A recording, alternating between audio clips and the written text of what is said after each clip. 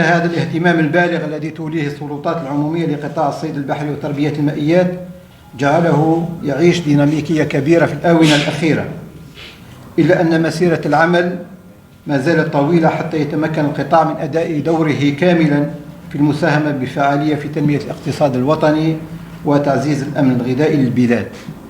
وأمام هذا الدور الهام المنتظر أن يؤديه قطاع الصيد البحري والمنتجات الصيدية، فإننا اليوم جميعا كإطارات مسيرة لهذا القطاع سواء على المستوى المركزي أو المحلي أمام مسؤولية كبيرة وامتحان حقيقي لإنجاح الأهداف المسطرة ضمن الاستراتيجية القطاعية لسنة 2029 أو إلى آفاق سنة 2029، والذي تظهر معالمها من الآن، ووجب علينا تقييمها باستمرار من أجل تثمين المكتسبات والإنجازات وتقويم الاختلالات والنقائص.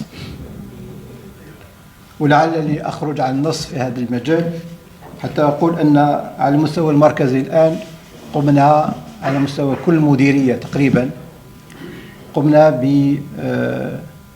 بتحديد مخطط عمل على مستوى كل مديرية مركزية.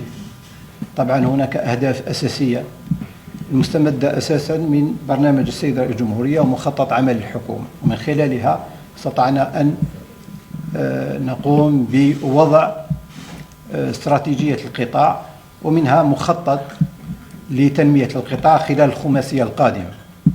بالتالي هناك تقييم، واليوم نقوم بعملية التقييم أيضا، وفيما بعد مباشرة بعد التقييم عندنا لو بلان داكسيون 2025-2029 مخطط عمل القطاع 2025-2029.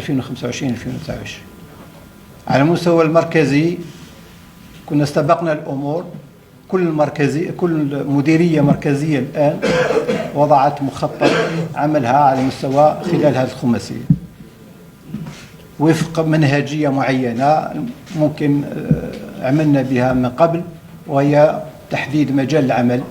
على مستوى كل مجال عمل هناك نشاطات، وعلى مستوى كل نشاط هناك عمليات، مع تحديد الآجال، تحديد الأهداف، وممكن إذا كان معوقات موجودة حتى يتم وضع هذه المعوقات، لكن وتحديد المسؤولية أيضا.